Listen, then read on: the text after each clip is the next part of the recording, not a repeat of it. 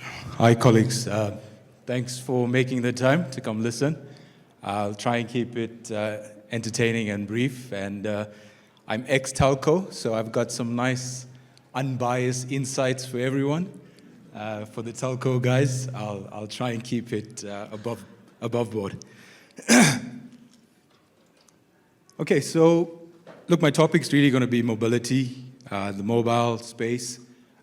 So one of my functions was product and mobility, so that's kind of where I want to keep it. So on the right-hand side there, you'll have a look at, there's a graph that's completed by Omdia. There's around 6 countries that makes up the sample size in Africa. And the graph's telling you one thing. It's, yes, the MNOs are growing subscriptions. So the blue line is mobility, the pink is fixed. So you can see there is a gradual increase. So they are getting on subscribers. The problem they have is the revenue.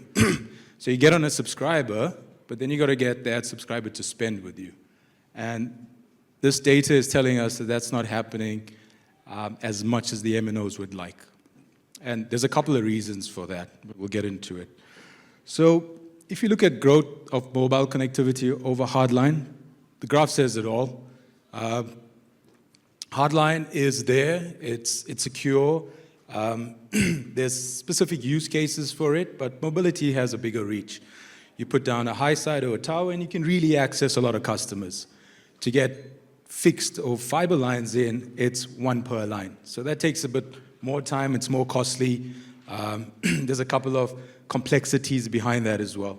So where are the opportunities? I think a lot of my colleagues have gone to the rural areas as an opportunity, and that is 100% correct. The rural communities is looking to connect. They're looking for digital services, and we need to figure out how to get connectivity there. And I think the MNOs are looking at that, and they're looking to improve that. Now, who else has seen that? The OTT players have seen that. If you think about Google and Facebook, they've put in a lot of money to bring in these cables, the 2Africa and the Equiano cable. The 2Africa cable, predominantly on the East Coast, is to improve RAN connectivity for the MNOs. So what they basically said is, I'll give you the connectivity, push it out, and let's get eyes onto our platforms. It makes sense, right? So where does FTTH live in this world? It's fiber to the home. Yes, it's growing. It's growing at quite a rate, but there are, again, complexities in FTTH. There's cost associated in getting fiber to your home. And I think it was the DDG that spoke about DSL. Yes, it is archaic technology, but it is still being used because it's there. So it has a bit of way to catch up, but it's definitely moving in the right direction. The newcomer, fixed wireless access. Now this is creating waves in the industry. So in the past, access to mobility was costly. If you wanted to get a 10 meg fiber line for $300-400, and to get the same out of mobility was orders of magnitude higher. FWA has changed that. You can now get a mobile SIM to relatively the same price as an FTTH 10 meg line, or 20, whatever it may be. So there's price parity there. There's no installation fee, there's no activation fee.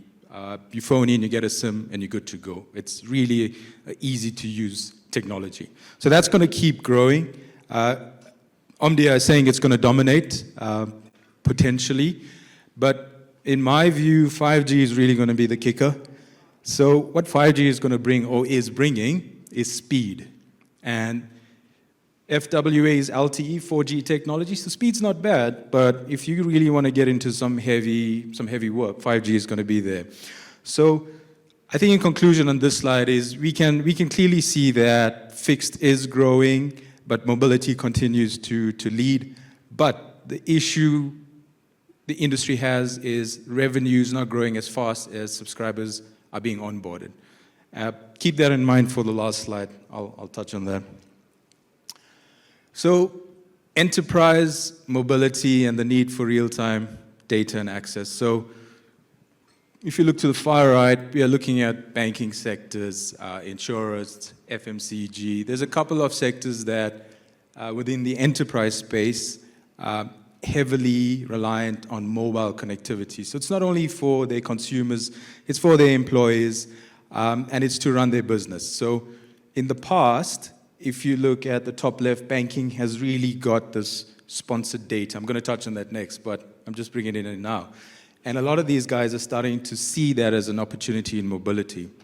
So what do they use today for connectivity from a mobile perspective outside of fixed? So I said I was ex-product, so I'm going to bring in a bit of product conversation here.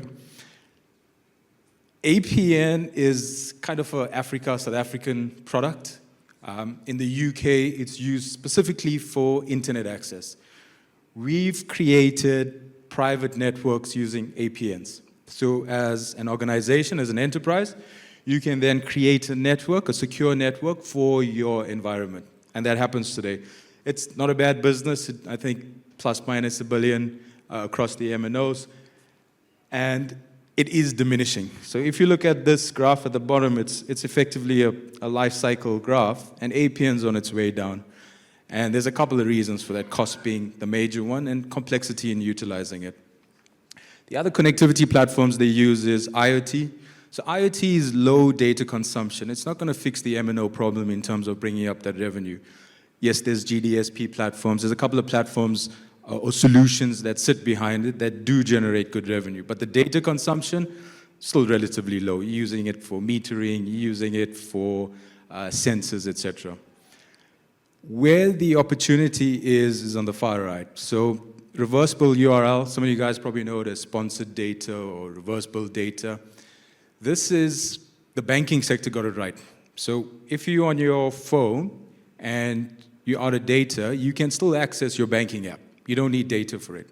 And the banks understand, if you look at a cost-benefit analysis, the benefit of having their consumer accessing their platform is more beneficial than the cost of data.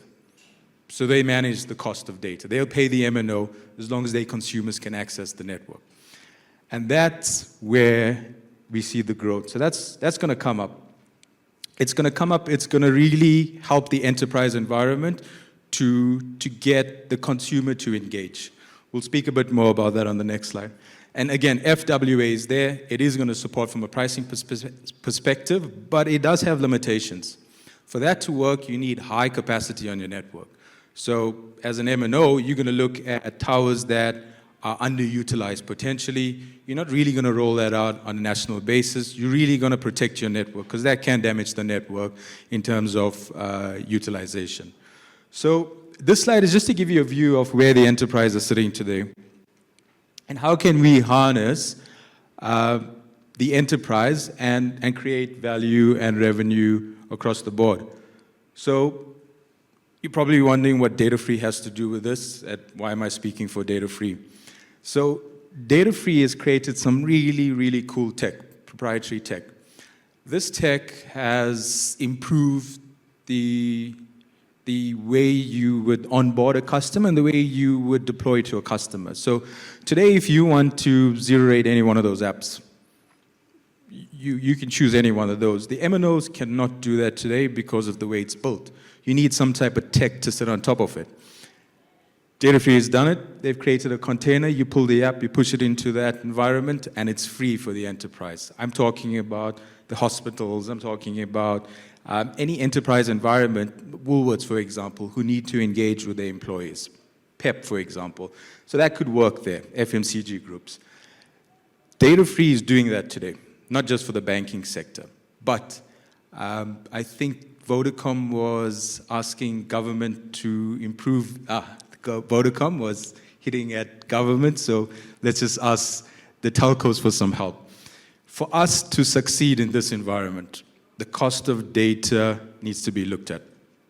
What am I talking about? Yes, you can get data at 3 cents, sub 1 cent. That's available, but that's data packages for home consumption. It's not your phone on your package today.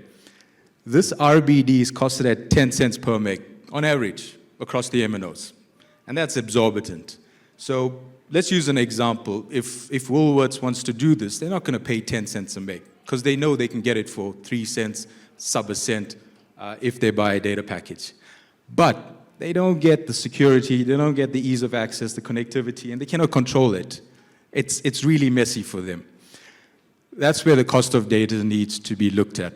And if the Vodacoms, the MTNs, the Telcoms, the Cell Cs of the world have a look at RBD data costing, they will understand that if they reduce cost, we can then unlock a new revenue stream. And I think that's what everyone's looking for, new revenue. You're not churning or not protecting or retaining existing revenue.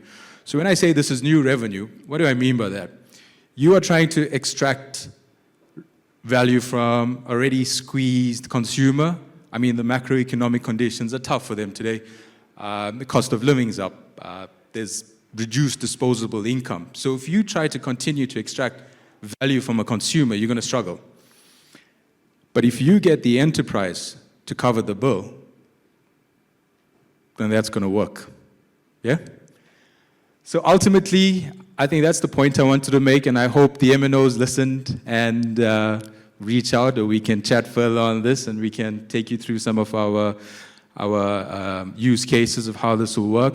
But ultimately, this is new revenue stream. The world's moving towards app-based. I know AI is big, big data is big, but if you think about the consumer, he's on his phone, he's on his app, and that's really where he wants to reside. And that's effectively where this tech is coming into play. And I think to close, if we think about the consumer, we think about mobility, and we think about, what does the future hold for the consumer and how do you really access his wallet, we got to think about how do we bring these things together so that we can create, the opportunity for them to get into, for example, education. Now, in Africa, if somebody needs to access learning sites, et cetera, if that university is not sponsoring, they don't have the funds to buy data to access it. And that's effectively the conversation we want to have. How can we empower the user to get access to these things? So I kept it 7 minutes short. I'm not going to bore you any further. Hopefully I hit home with this and we can chat further. Thanks. May I please request you to take the stage?